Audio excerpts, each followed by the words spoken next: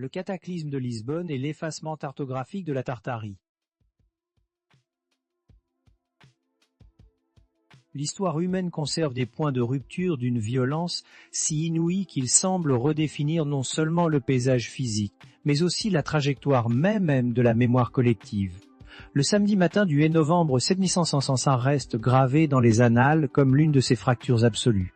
À ce jour de la Toussaint, la grande capitale impériale du Portugal, joyau d'un ultime mondial, s'éveillait dans la ferveur. Les églises et les cathédrales de Lisbonne affluaient d'une foule immense, illuminées par des milliers de cierges, abritant sous leurs voûtes de pierre les richesses accumulées et les chroniques séculaires d'une puissance sans égale. Puis, à environ 9h04 du matin, le temps suspendit son vol de la plus brutale qui soit. Ce ne fut pas un déclin métaphorique ou une transition graduelle. En l'espace de 6 minutes d'une violence sismique ininterrompue, une métropole entière fut mise à genoux par un cataclysme naturel considéré depuis comme l'un des pires de l'histoire européenne.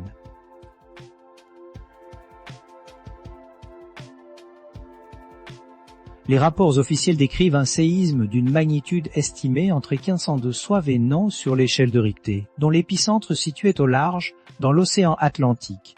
Cette première secousse succéda un tsunami dévastateur qui s'engouffra dans le port en 3 vagues successives d'une hauteur vertigineuse, balayant tout sur son passage. Pour achever Recife, des incendies gigantesques, alimentés par les bougies renversées des messes de la Toussaint et attisés par des vents violents, firent rage pendant 5 jours consécutifs à travers les quartiers denses de la cité. Les estimations des pertes humaines varient de 32 à plus de 6 morts, certains calculs plus sombres avançant des chiffres bien plus élevés. La basse ville, la Bexa, pure admise commerciale de l'Empire, cessa purement et simplement d'exister, et avec elle disparurent les archives royales et les registres scellés de la couronne, une perte documentaire irréparable pour la science historique.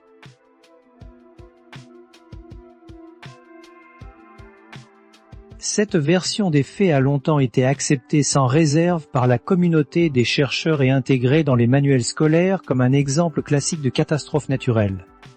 Cependant, l'examen approfondi des décennies qui suivirent l'année 765 révèle des anomalies qui suggèrent que cette tragédie urbaine ne constitue qu'une fraction d'un phénomène global beaucoup plus vaste. Le monde ne s'est pas contenté de se reconstruire, il s'est mis à fonctionner différemment, de manière presque simultanée sur plusieurs continents. L'analyse des données historiques met en évidence un modèle, non pas de simple restauration, mais de remplacement systématique, une entreprise globale de réécriture de la mémoire. Ce moment historique apparaît singulièrement opportun, voire cosmiquement bien synchronisé, pour ensevelir définitivement ce que les archives détruites contenaient sur le monde d'avant la catastrophe. Certains chercheurs avancent au jouer l'hypothèse qu'un événement sédimentaire majeur, parfois qualifié de déluge de boue, aurait débuté lors de cette crise.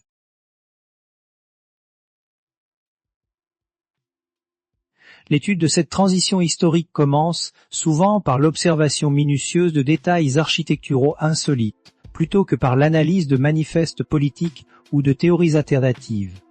En examinant d'anciennes photographies et des relevés de structures urbaines, notamment dans des cités d'Asie centrale, la recherche se heurte à des édifices d'une sophistication structurelle et d'une opulence décorative stupéfiante. Les explications académiques traditionnelles attribuent généralement ces constructions à l'époque coloniale des XVIIIe ou XIXe siècles, y voyant une influence des stèles turo-européens. Pourtant, l'analyse des matériaux et des plans indique fréquemment que ces bâtiments prédatent de plusieurs décennies la présence coloniale supposée dans ces régions. De plus, les éléments d'ornementation, loin d'être de simples importations occidentales, ressemblent davantage aux ramifications d'une source culturelle commune, comme si l'Europe et l'Asie centrale avaient puisé les plans de leurs monuments à une seule et même source technologique oubliée.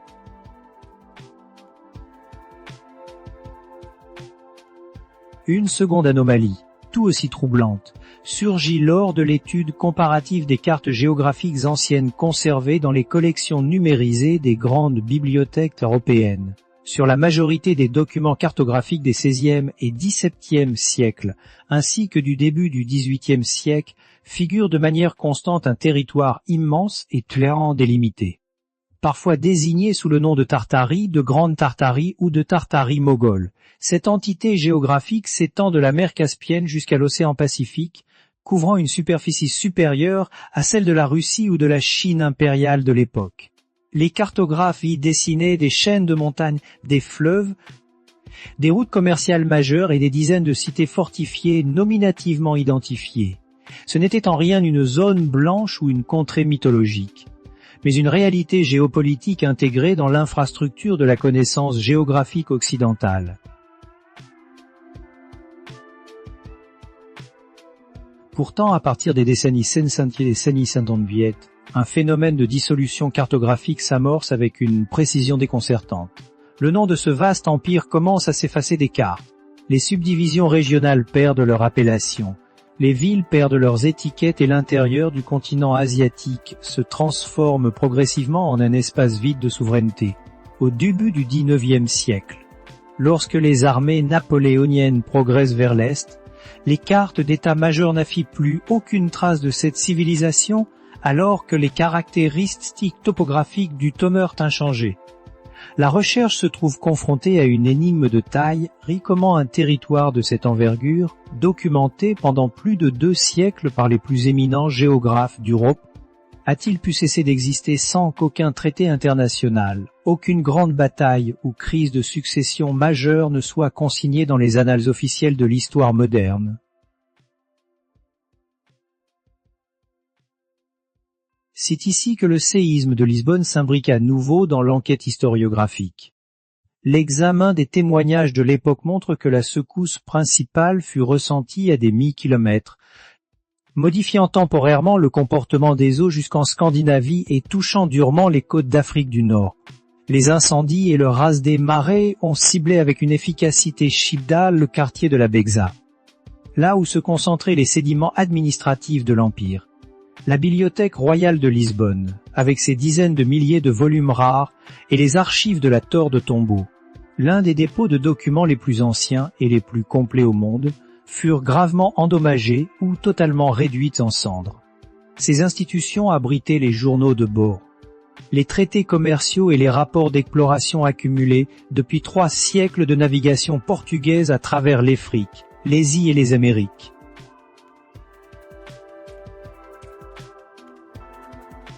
Bien que la perte d'archives au cours d'un sinistre urbain soit un fait documenté ailleurs, l'explication par la simple fatalité naturelle vacille lorsqu'on observe les mesures politiques et architecturales adoptées immédiatement après le désastre. Sous la direction de Sébastien de Mello, le marquis de Pombal, l'État portugais mit en œuvre un projet de reconstruction urbaine d'une rapidité et d'une uniformité géométrique sans précédent. La nouvelle ville de Lisbonne fut rebâtie sur un plan damier, utilisant des structures en bois standardisées et préfabriquées conçues pour résister aux secousses futures. La rapidité d'exécution de ce chantier titanesque, financé de manière opaque alors que les centres de perception fiscale avaient été détruits, suscita la surprise des observateurs contemporains. Parallèlement à cette reconstruction physique, le marquis de Pombal entreprit une réorganisation radicale de la gestion de l'information au sein de l'Empire.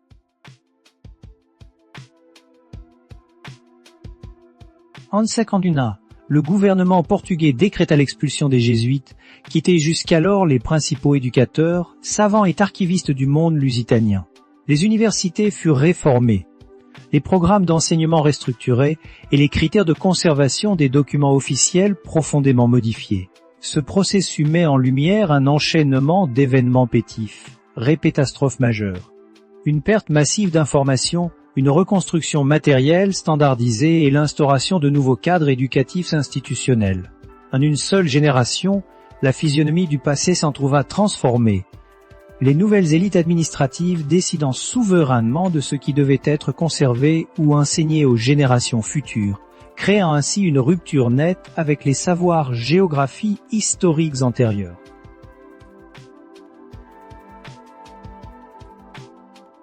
Le milieu du XVIIIe siècle ne fut pas marqué par le seul drame de Lisbonne, mais par une succession de crises climatiques et géologie mondiale. Les chroniques de cette époque font état d'anomalies hydrologiques majeures, de crues inexplicables de grands fleuves et de variations thermiques extrêmes affectant les récoltes sur toute la planète. C'est également à cette période que se rapportent les observations physiques à la base de la théorie sédimentaire moderne. Dans de nombreuses métropoles d'Europe, d'Asie et d'Amérique, des relevés d'ingénierie civile révèlent la présence de couches de sédiments compas enfouissant les niveaux inférieurs de bâtiments anciens. Des fenêtres ornées et des portails monumentaux se retrouvent ainsi situés sous le niveau actuel de la chaussée, transformant d'anciens rez-de-chaussée en sous-sol sombre.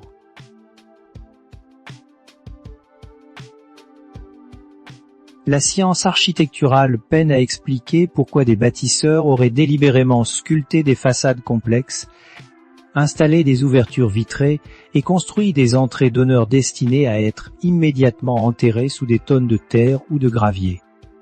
Les relevés de fondation montrant que ces structures inférieures possèdent souvent un niveau de technicité et une qualité de maçonnerie supérieure à ceux des étages supérieurs construits permanents.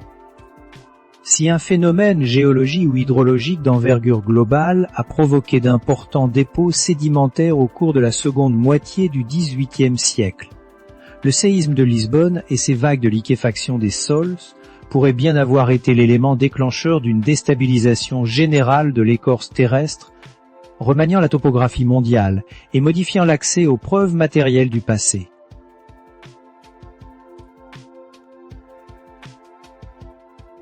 Sur le plan cartographique, la disparition de la Tartarie soulève des questions fondamentales quant à la neutralité de la science de l'époque. Des éditeurs renommés en France, en Angleterre, aux Pays-Bas et en Allemagne, tels que Nicolas de Fay ou Hermann Moll, s'accordaient sur l'existence et les frontières de cet espace septentrional. Pourtant, en l'espace de quelques décennies, un consensus silencieux semble s'être établi pour éliminer cette entité de la production cartographique officielle, sans qu'aucune note explicative ou débat académique ne soit enregistré dans les comptes rendus des sociétés savantes européennes. Le vide textuel entourant la disparition de cet empire contraste fortement avec l'abondance de documents documentant la chute d'autres structures étatiques de l'histoire, suggérant une misérée plutôt qu'un simple oubli.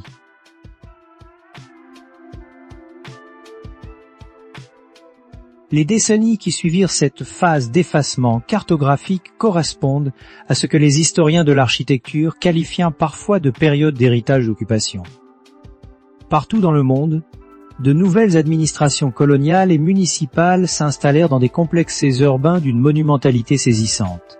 Et Saint-Pétersbourg, comme à San Francisco, à Melbourne, Bull Bay ou Buenos Aires, des bâtiments publics imposants, arborant des dômes magistraux, des colonnades néoclassiques parfaites et de pierres sculptées, semblèrent surgir de terre en un temps record. Les archives de construction de nombre de ces édifices s'avèrent étonnamment lacunaires, manquant souvent de contrats de travail détaillés, de registres d'exploitation des carrières de pierre ou de chronologie de chantier cohérente avec l'ampleur des travaux.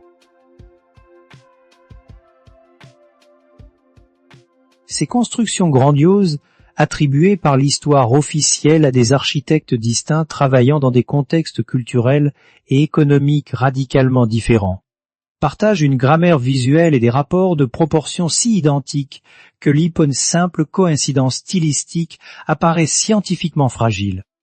L'examen des infrastructures suggère que ces structures n'ont pas été bâties de toutes pièces par des pionniers fraîchement installés dans des contrées sauvages, mais qu'elles ont été découvertes, déblayées de leurs sédiments, réparées et réutilisées par les nouvelles puissances administratives. Ces dernières y apposèrent leur propre emblème, inscrivirent de nouvelles dates de fondation sur les frontons et réécriront l'histoire de la jeunesse de ces monuments pour asseoir leur légitimité politique. La mise en place d'un tel récit exigeait la création d'une chronologie linéaire et cohérente, capable de substituer une origine artificielle à la réalité historique complexe de ces structures héritées. Les institutions académiques nascentes fixèrent des dates de construction, nommèrent des architectes officiels et documentèrent des lignes de financement parfois fictives pour justifier le licence de ces monuments extraordinaires. Le succès de cette entreprise reposait sur le passage du temps et le renouvellement des générations. Une fois les témoins oculaires disparus et les récits de voyages anciens rendus inaccessibles ou discrédités par les nouvelles normes de la critique historique, les populations intégrèrent au récit comme une vérité absolue, reléguant toute interrogation sur l'origine réelle des infrastructures au rang de spéculation infondée.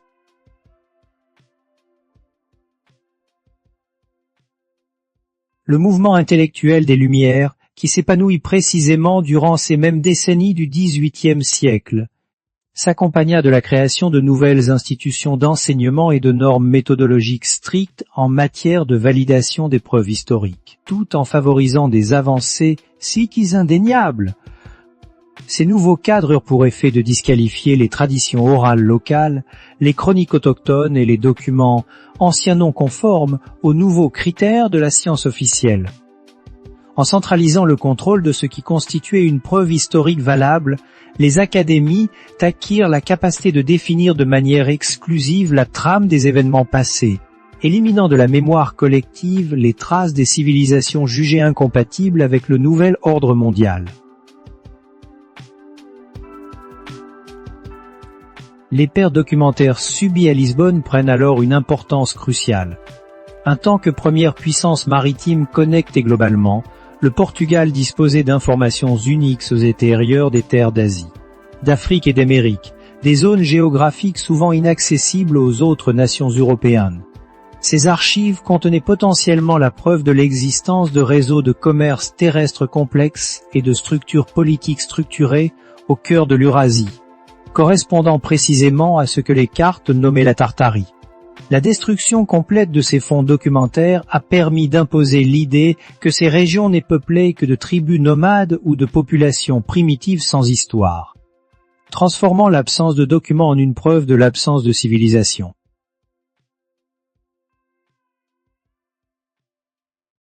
L'analyse de la production cartographique montre une coordination remarquable entre les différents agravulières européens pour standardiser l'effacement de la Tartarie. Ce processus ne peut s'expliquer par de simples découvertes géographiques, car la connaissance du terrain n'augmentait pas en effaçant les noms des cités existantes pour les remplacer par des déserts ou des mentions de territoires inexplorés. Il s'agissait d'une mise en conformité géopolitique globale visant à harmoniser la mémoire documentaire mondiale autour d'un nouveau modèle centré sur les empires coloniaux émergents, un véritable grand alignement des registres historiques et géographiques de l'époque. Les vestiges de cette architecture universelle demeurent visibles pour quiconque étudie la morphologie des anciens quartiers lasans ou de Samarcande et les compare aux districts néoclaselphi ou d'Édimbourg. On y retrouve l'application stricte des mêmes règles de symétrie, l'utilisation de modules de calcul identiques pour l'entablement des colonnes et une maîtrise de la statique des voûtes, qui requiert une transmission du savoir technique sur de très longues périodes. La construction de tels ensembles monumentaux exige l'existence d'écoles d'ingénierie hautement développées et de corporations d'artisans qualifiés. Des structures sociales dont l'émergence soudaine dans des zones de colonisation récentes ou des territoires dévastés défient les lois de l'évolution économique et démographique traditionnelle.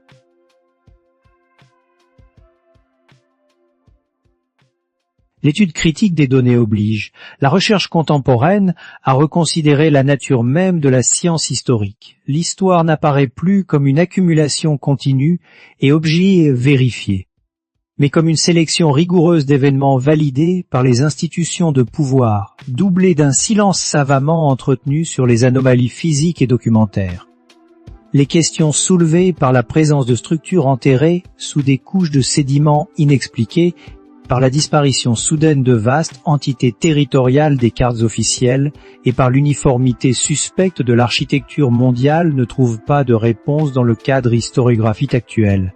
Ces indices matériels subsistent pourtant dans le paysage urbain, incitant la recherche scientifique à poursuivre l'exploration des fondations cachées de la chronologie moderne.